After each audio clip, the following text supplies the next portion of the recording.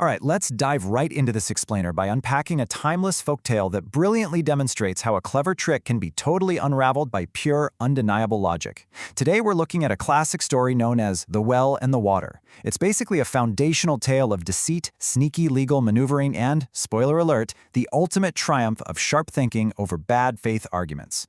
Seriously, if you've ever dealt with someone trying to use a tricky technicality to get their way, you're gonna absolutely love the elegant resolution here. But before we get into the nitty-gritty, think about a time someone tried to use a loophole against you. I mean, how do you even fight back against that? Do you get mad, throw in the towel, or do you take a step back and find the fatal flaw in their own twisted reasoning? Well, this explainer is going to show us exactly what happens when a deceitful trick runs headfirst into a brick wall of flawless logic. It is a literal masterclass in turning an opponent's momentum right back at them. So part 1, the deceitful well sale. Let's see how this whole dispute actually starts. Now, what's really interesting here is the stark contrast between our two main guys. On one hand, you've got this honest, simple farmer, right? He buys a well out of a genuine, everyday need for water to just keep his farm running. He's acting in complete good faith. But then, you have the seller, this notoriously cunning man. He agrees to sell the well, sure, but his mind is already, plotting this sneaky loophole. He is deliberately setting a trap, fully intending to exploit the poor farmer's literal interpretation of their deal. Which brings us to part 2. The dispute begins, because this totally normal purchase turns into an incredibly frustrating mess almost instantly. Okay, let's look at how fast this goes south. Step 1. The deal is done, money changes hands, the farmer owns the well. Step 2. Literally the very next morning, the farmer heads out with his buckets, ready to draw some hard-earned water. But then, step 3. The cunning seller just appears out of nowhere and abruptly blocks his access. I mean, imagine the sheer shock. You literally just bought this property yesterday, and today, the guy who sold it to you is physically locking you out. And get this, here's the seller's completely absurd justification.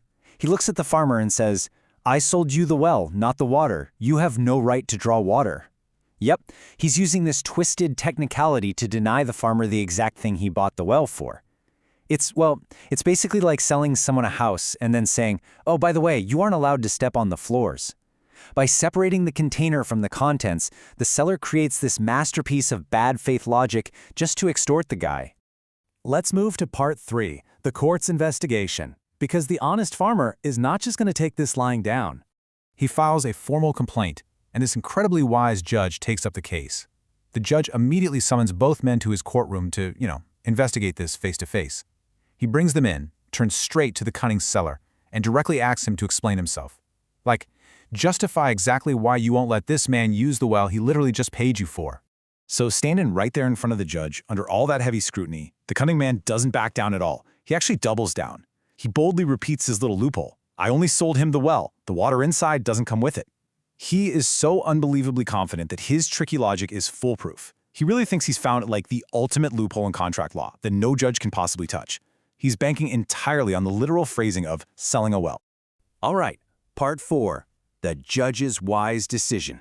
This is where we get to completely flip the script. And this right here brilliantly illustrates the judge's absolute genius. Instead of arguing, the judge simply smiles and says, "Okay, if the water is yours, you have no right to keep it in his well.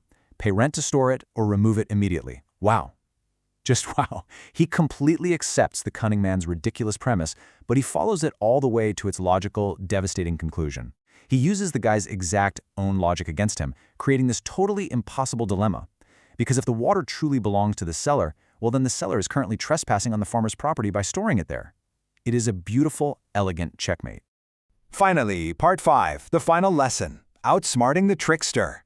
The courtroom goes dead silent, and the cunning man learns a very harsh, very public lesson right on the spot. He realizes that, hey, his trickery actually has limits. He cannot outsmart everyone.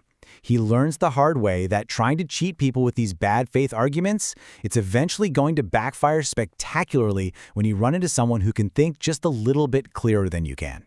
So the really crucial takeaways here are exactly what the judge's verdict shows us. Number 1, no matter how cunning someone is, deceit cannot indefinitely hide the truth.